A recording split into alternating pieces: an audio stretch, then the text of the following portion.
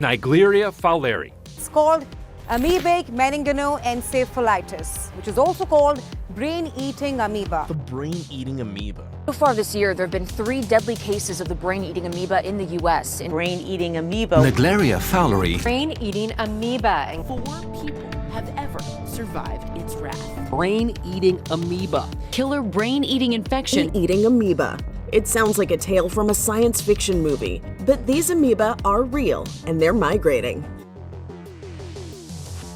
Hey humans, it's Hannah. Welcome back to the channel. Today we are talking about another terrifying disease because apparently you guys love medical anxiety on this channel. Today we are diving into the brain-eating amoeba. This disease has terrified me since I first heard about it, maybe 10 or 15 years ago. A lot of people don't even know what it is. And once you know it, you can't unknow it. With all that being said, before we get too deep into it, this video is supported by a sponsor. So I'm going to roll to that, but I'll be right back with you guys. I just got back from a weekend beach trip on the Oregon coast last weekend, and the day after I got back, I was like stressing. I was too tired to go to the grocery store. I was exhausted the day after I came back. And like, I'm not even kidding. Lo and behold, the day that I got back, what shows up on my doorstep that I forgot that I was getting was my Factor box. That is why I am so grateful to today's sponsor, which is Factor, who, as you guys know,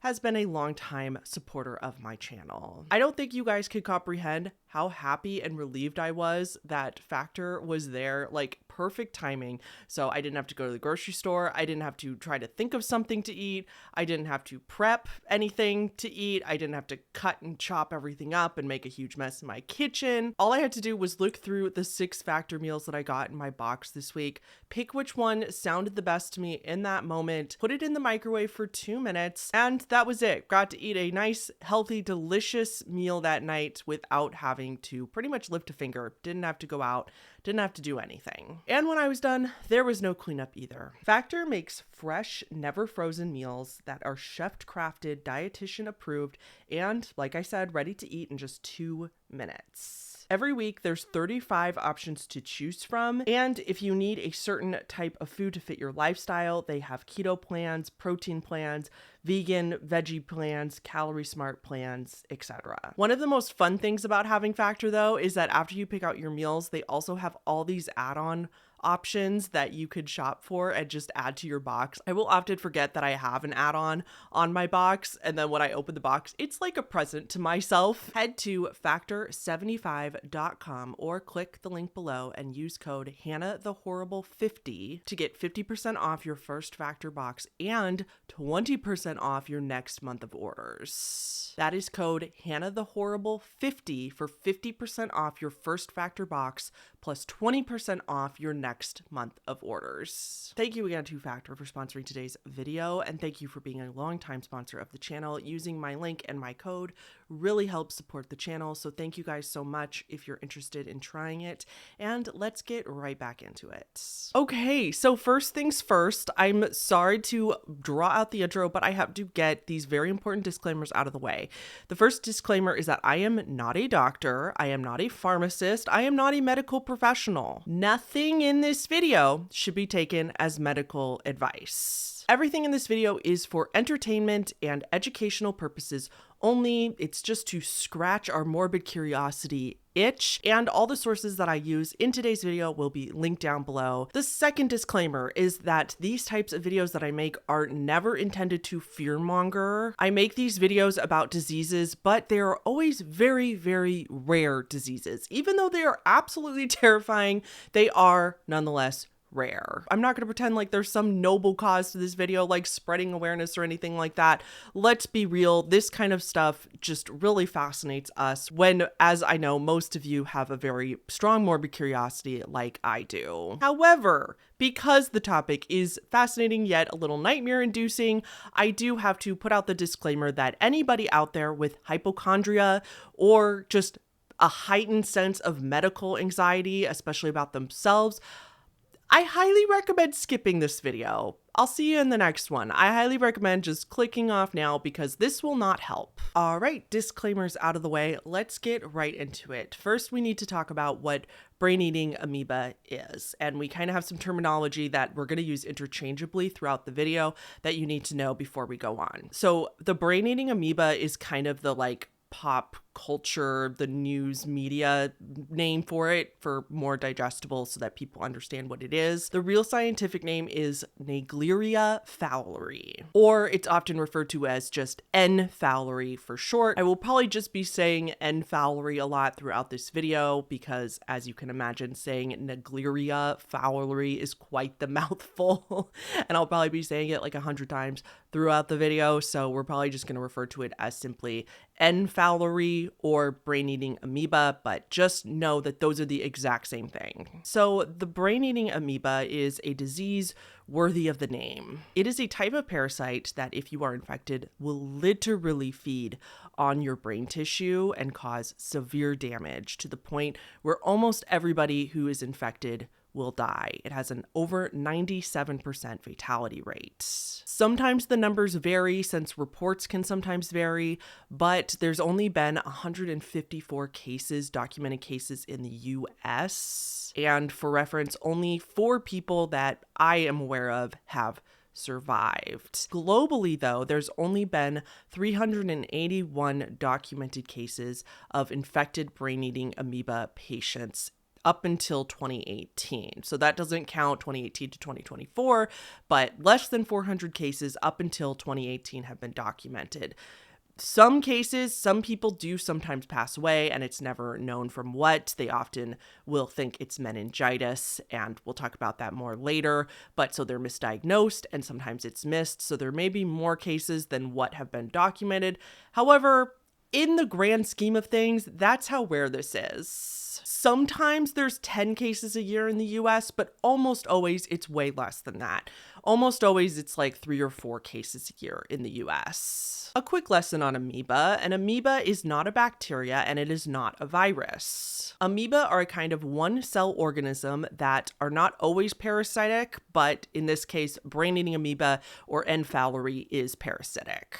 Amoeba are not bacteria, they actually feed on bacteria. The n.fowleri parasite is most likely and most often found in warm, fresh water. So it can be found in the soil or the mud of warm climates, but also freshwater lakes, freshwater rivers, big ponds, small ponds, hot springs. However, they cannot survive in salt water. It has to be fresh water. So therefore, if you go swimming in the ocean or some other salt water body of water, you're totally fine. They are not in there. They can't survive. So that's where they're most common. However, this is where the even scarier part comes in. Unfortunately, these n.fowleri parasites have been found in recreational swimming pools and hot tubs from time to time.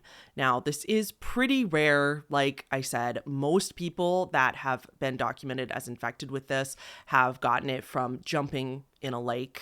And if it is in a swimming pool or a hot tub, it's because it has been poorly maintained. No properly maintained swimming pool or hot tub will have this parasite in it because they will die from the chlorine or if it's a saltwater thing. However, if it's not properly maintained, if the swimming pool does not have the correct chlorine level, for example, then it is possible for n.fowleri to live there, and it has happened.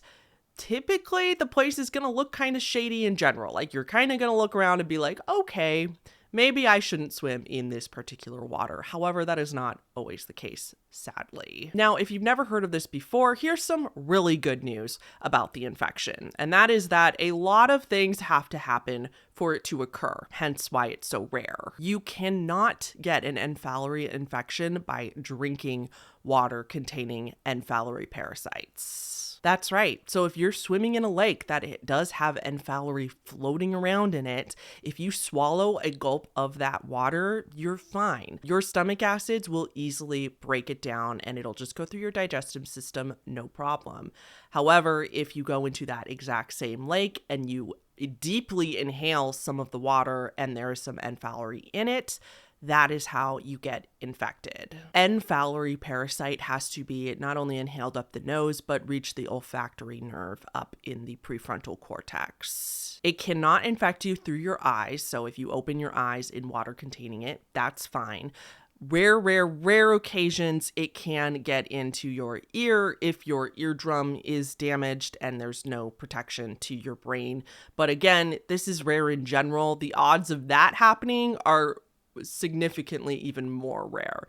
Most often it is from people inhaling it up their nose and it gets to the olfactory nerve that way. If all of those things happen, it causes an infection in your brain called primary amoebic meningoencephalitis. This primary amoebic meningoencephalitis is also called PAM. So when I say PAM throughout this video, that means that the n.fowleri itself went into the brain, but the infection after it starts eating at your brain is called PAM. So as we also said, n.fowleri is found in warmer climates, so it's almost always found, at least in America, it's in the southern states.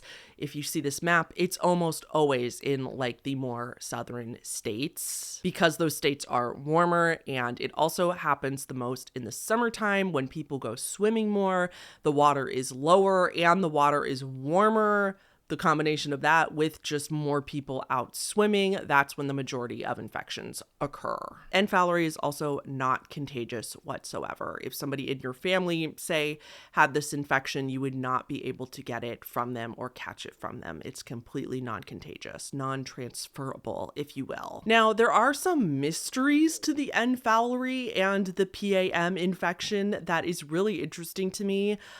Studies have suggested that perhaps many of us actually have antibodies naturally to n.fowleri, which could explain why there might be dozens or even hundreds of people in the same lake one day and only one person would get a PAM infection. However, to be clear, the research is not 100% on this at this time. We also don't really know the cause of PAM in the sense that we don't know if n.fowleri is just so rare and it's hard to find in the water. So when somebody does find it and accidentally inhales it, that it always becomes a PAM infection and therefore is almost always fatal. Like, we don't know if the n.fowleri itself is just extremely rare or if the n.fowleri parasite is actually exceedingly common. It's just that it doesn't always turn into PAM. Like, a lot of people inhale it on a regular basis, but those people have the antibodies, and so it doesn't actually turn into PAM. So those people that do inhale it and technically have n.fowleri in their brain, but their body is able to fight it off, those cases are obviously not going to be reported to a health organization or the CDC because people wouldn't even know that they technically were infected. So that's kind of the big question in science. Is the parasite itself actually that rare? Or is it actually a common parasite and a lot of people have antibodies?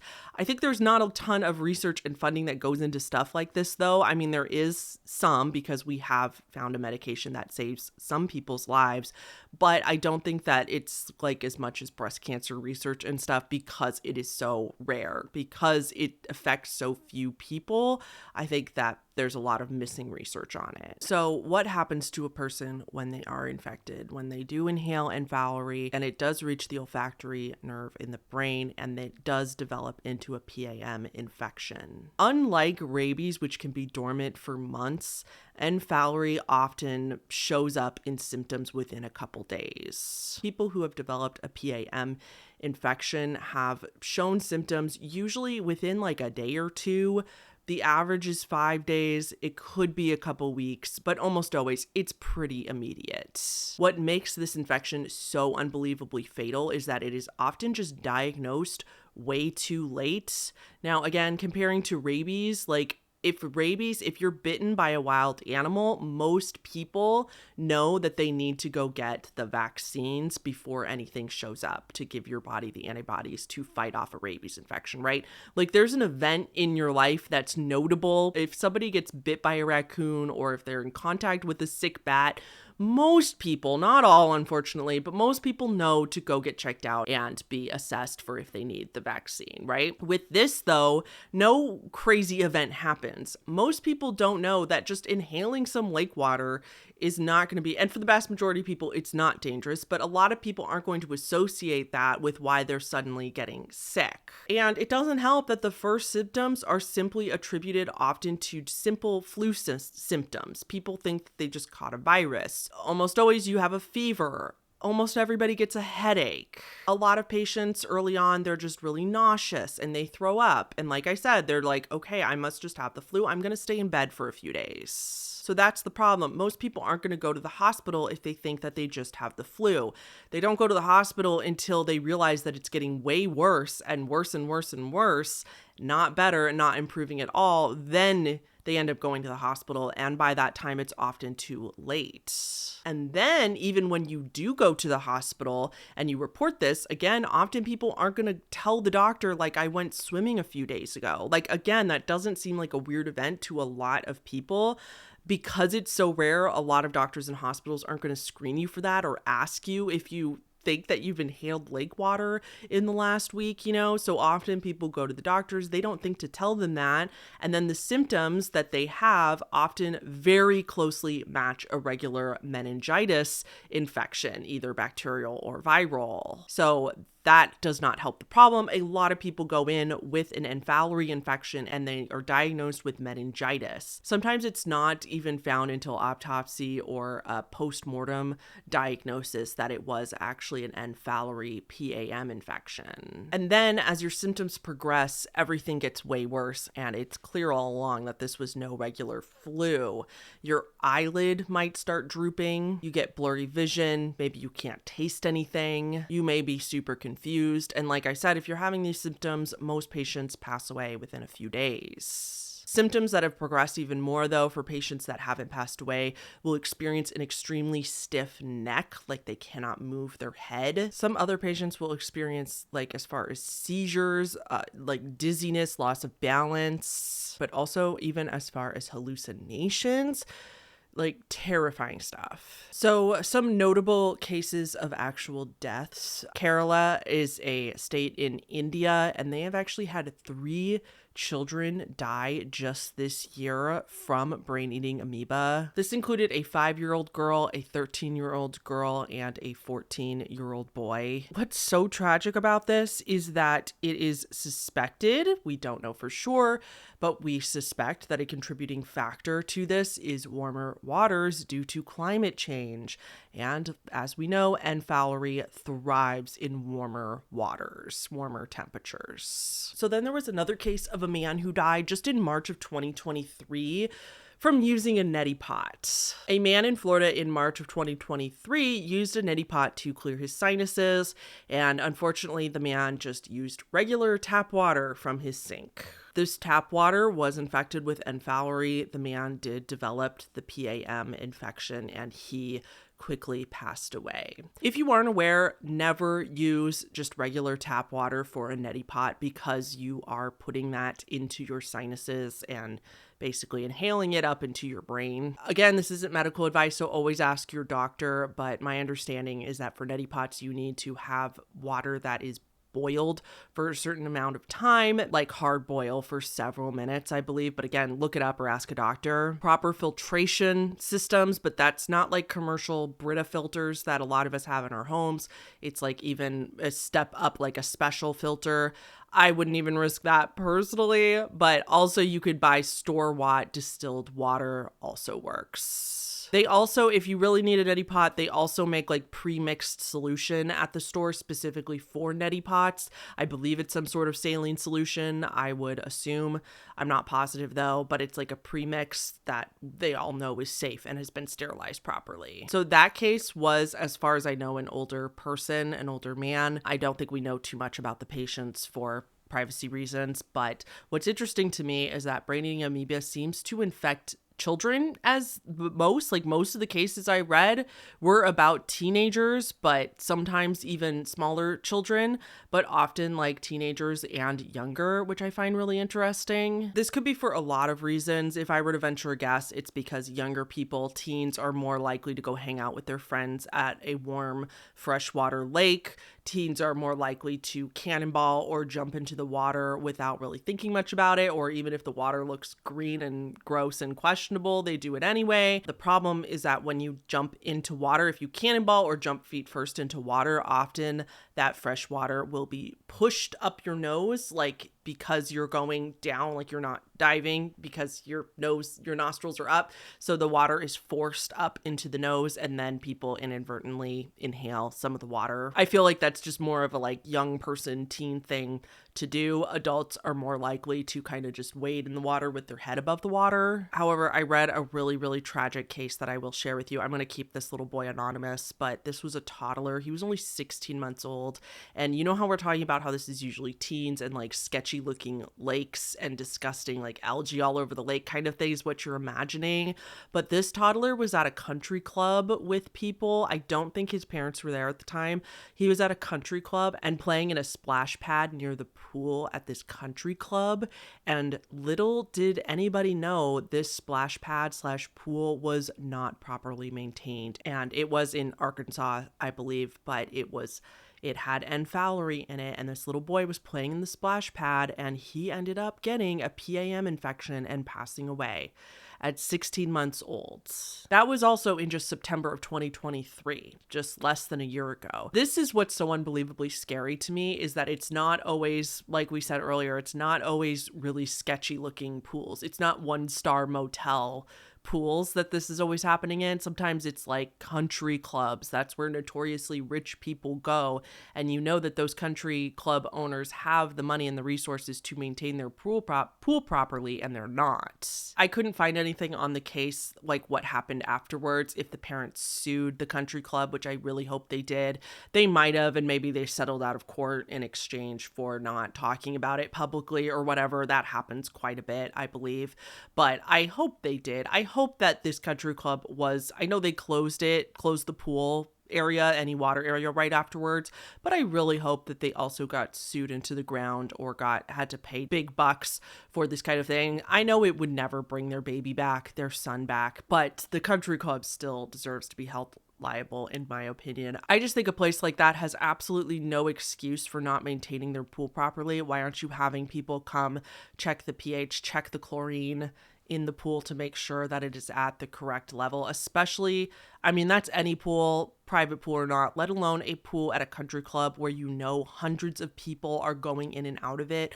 What are you doing? It's just shocking and upsetting to me that a place that is supposed to be very, very clean and well maintained did not put minimal resources into something that is a requirement, maintaining your facilities. It's just super negligent. So now, instead of focusing on the deaths, we are actually going to talk and show some footage of the patients that have come forward publicly saying that they survived a brain-eating amoeba. Like I said, the cases are so rare, and we're going to talk about 3 all teenagers that managed to survive this. Like I said, it's very hard to survive this, but the people with the best bet of surviving are going to be the ones that are diagnosed earlier. All 5 documented survivors of an n.fowleri infection, as you could see on this CDC chart, they survived because they had quite the combination of drugs administered directly into their brains. All 5 of these patients, as you can see, were given the antifungal drug amphotericin B,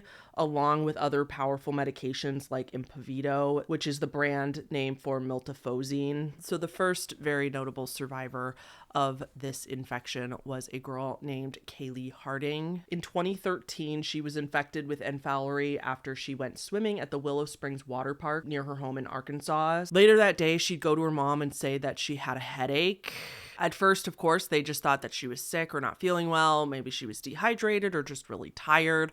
But Kaylee's eyes would go on to quickly roll into the back of her head, and her headache, of course, was getting way worse. So her parents did the right thing and rushed her to the hospital. I don't know exactly how they diagnosed her so quickly, but when they got to the hospital, they were able to diagnose her with a brain-eating amoeba infection, and I can only assume it's because the parents told the hospital that all this seemed to start right after she went swimming, and they heard what kind of water she was swimming in and diagnosed her based off of that. After this diagnosis, doctors told Kaylee's parents that it was highly unlikely she would survive. She had about a 1% chance of survival, and it was likely that she wouldn't make it through the weekend. But doctors were determined to give Kaylee a chance, so they immediately rushed her into surgery, where they surgically inserted a port into her head. So a lot of the times we get like central lines or ports if we have a lot of medications that need to be administered. I had a PICC line when I was in the hospital, and it's something that it is a procedure they need to do to insert basically an IV, except it's tubed all the way into like right into the vein that goes to your heart, is my understanding of it, so that drugs go directly into your nervous system, but also it's really easy to draw blood. I only explain that because they did that with Kaylee, except they put that in her brain, and she did need to go into surgery to get that inserted. But the reason they did that is so that way the port could transfer the antifungal and all the combination of drugs directly into her brain where they knew the parasite was. They then medically lowered Kaylee's temperature to 93 degrees and put her in a medically induced coma to give her body a fighting chance to fight this off. She survived. She spent 22 days in this medically induced coma, and she spent a total of 55 days in the hospital. After she came out of the coma, she was almost like back to a newborn baby state. She couldn't walk, she couldn't talk, she couldn't read, she couldn't write, but she survived, and through intense therapy and physical therapy, she was actually able to relearn all these things. Like, it wasn't permanent brain damage. She relearned how to do all these things, and she made an almost full recovery. I'm so happy to report Kaylee was just interviewed in 2023, and she's doing great. She is thriving. She has had a tiny bit of brain damage where it makes one of, I believe, her left eye suddenly blurry every now and then, but that is the only symptom from the infection that she still lives with to this day. She's in her early 20s now and has even become a mother. So she is just one strong fucking person. Next, we're talking about Sebastian de Leon. Sorry if I'm saying the last name wrong, but Sebastian was a 16-year-old in 2016 when he jumped into a large pond near his house in Florida one day. He jumped in like 2 or 3 times. One of those times he remembered that he kind of like cannonballed in, like we talked about earlier, that could cause water to be forced up the nose. In the days after going on that swim, he would tell his parents that he had just the worst headache he had ever had in his entire life. He described it to his parents and to doctors later that it was like somebody had a smooth rock on the top of his head, and it felt like somebody was pushing down on that rock on his head and not letting up or letting go ever. So it was a terrible headache, but it wasn't a normal headache. But then soon after that, he told his parents that he felt like he couldn't move. It was like he was becoming paralyzed. So they, of course, rushed him to the hospital, and it was also said it wasn't sunny out, but he needed to wear sunglasses the whole ride, and the entire ride felt like a roller coaster. Like, it felt so disorienting and like he was on a roller coaster, even though he was just in a car. So one of the drugs I told you earlier, the name brand Impavido, that is evidently a very rare drug, and only like 27 hospitals in the United States even carry it. So when this does occur, that drug often needs to be shipped to the patient to the hospital as quickly as possible. But in Sebastian's case, he was very, very lucky because that drug is often in Florida too. More hospitals in Florida seem to have it. And he was very, very lucky that the hospital he ended up with had it. So they were able to start administering the combination of drugs to him very quickly. They were able to then stop the swelling in his brain. And just like Kaylee, Sebastian needed many, many weeks of physical therapy, and he needed to relearn how to walk and talk normally. If you think about it, all this makes sense, right? These brain-eating amoebas, like I said at the beginning, are very well named, and they are literally going in and eating your brain. They usually eat bacteria, but they end up in your brain, and so they say, well, I guess I'll feed off of this instead, and they do. So that's why people get such bizarre symptoms and such detrimental recovery processes if they do survive at all, because it's eating away at your brain. But luckily in these cases, it seems like it's not irreparable damage. And then we have young Caleb Zingelbar, and also might be saying his last name wrong. Young Caleb is the most recent American survivor who was infected after swimming at the Port Charlotte beach in Florida just in July of 2022, just a couple years ago. A few days after swimming, 13-year-old Caleb also went to his parents and said that he didn't feel good. He had a very bad headache and this time a fever. But then his fever kept spiking, and his fever at one point reached 105, which, if you don't know, that's a very, very, very high fever. And because of that super high fever, Caleb started actually hallucinating. So of course his parents rushed him to the hospital. On the drive over, Caleb's mother, it was like an hour drive over, and Caleb's mother would say that he deteriorated very quickly just in the drive over from the hospital. He could barely talk when they got in the car, and by the time they got there, he couldn't walk on his own. The doctors were actually quickly able to rule out meningitis this time, and they figured out quickly that it was a PAM infection. Again, I can only imagine that the parents realized that these symptoms were happening right after he swam in water and managed to tell doctors that, and doctors, knowing they were in Florida, it could possibly be that, so they quickly tested him and diagnosed him with a brain-eating amoeba. At this point, of course, Caleb had a lot of inflammation in his brain and he was seizing. Now, doctors were also able to miraculously save Caleb's life, but unfortunately, he didn't have the recovery the way that Kaylee and Sebastian did, where they had weeks of therapy, and it was definitely rough, months of very difficult times, but in Caleb's case, he didn't make that same recovery. While he was alive and seemed to survive the infection after doctors did all their medications and treatments, Caleb unfortunately spent months not even being able to open his eyes, speak at all, and his face was like suffering from paralysis. He could pretty much only communicate by raising his eyebrows. As this only happened a couple years ago, Caleb still has not made a full recovery, but he is working on it, and I think there is hope that he is going to continue to recover, that again, this isn't irreversible damage, that he may be able to go on to live a fairly normal life, even though he may have some disabilities in the future. For example, Caleb actually still, he is trying to walk a little bit, but he does still use a wheelchair the majority of the time. He is starting to speak again, but he does have trouble speaking. Again, it's like a newborn as a teenager. Like, they need to relearn everything. What's really, really cool about Caleb's story, though, is that he has always wanted to be an epidemiologist.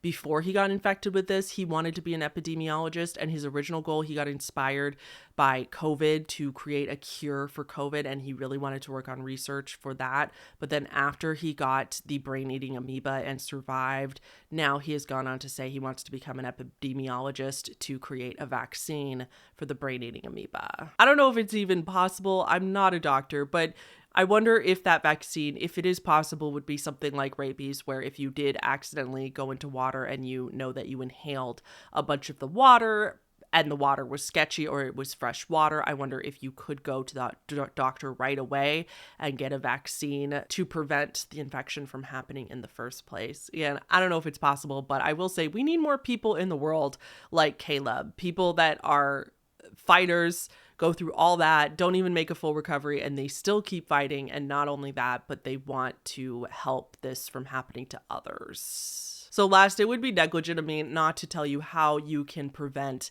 an infection from a brain-eating amoeba, because this is actually 1000% preventable. And you don't need to give up swimming in fresh water or lakes in order to prevent this.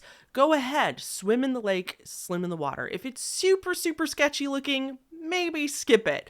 But if you want to go swim in that lake, it's easy. All you have to do is plug your nose if you're going to dive in, or use a nose clip when you're going to dive in, or if you're putting your head underwater, pinch your nose closed or use a nose clip, right? For the most part, though, it's best to keep your head above water, but if that's not your thing, just use a nose clip. Easy, done, prevented. Now, the CDC, I think it was, said, or one of the, medical resources did say in hot springs specifically, you definitely want to keep your head above water in general. Like, definitely don't dive into hot springs, but otherwise, just use a nose clip. The other really important thing, which I found really interesting, is that if you're in one of these places, another really good way to reduce the risk is to not go to the bottom of the lake or a pond and dig around in the sediment at the bottom, because that is where the n.fowleri lives. So it comes out because the sediment is disturbed, and then that parasite is then mixed into the water, which is how people end up